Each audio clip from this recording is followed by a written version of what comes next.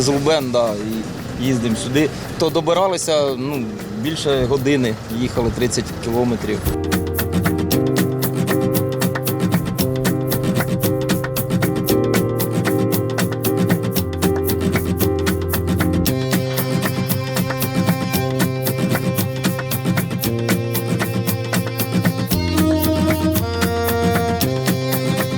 Це питання децентралізації, це питання підвозу дітей до опорного закладу освіти, це питання медицини, це питання надання медичних послуг. 28 серпня на обласній сесії і депутати обласні підтримують нашу пропозицію щодо залучення і кредитування ремонту цієї дороги. Нам вдасться вже в цьому році реалізувати і зробити близько 60-70% від протяжності цієї дороги і закінчити її в першому півріччі наступного року.